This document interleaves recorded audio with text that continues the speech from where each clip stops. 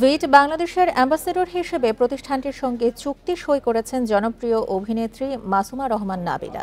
রাজধানীর গুলশানে রেকিট বেনকিজারের প্রধান কার্যালয়ে এই চুক্তির স্বাক্ষর অনুষ্ঠিত হয়। বাংলাদেশের স্কিন হাইজিন সচেতনতা বৃদ্ধিতে এই ব্যবসার প্রসারে ভিট বাংলাদেশের সব কার্যক্রমের অ্যাম্বাসেডর হিসেবে কাজ করবেন অভিনেত্রী নাবিলা।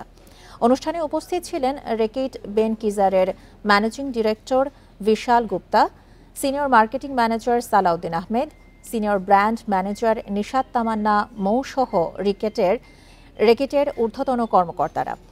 এ সময় ভিট বাংলাদেশের সঙ্গে কাজ করতে পারাটা বেশ সৌভাগ্যের ও আনন্দের বলে জানান অভিনেত্রী নাবিলা।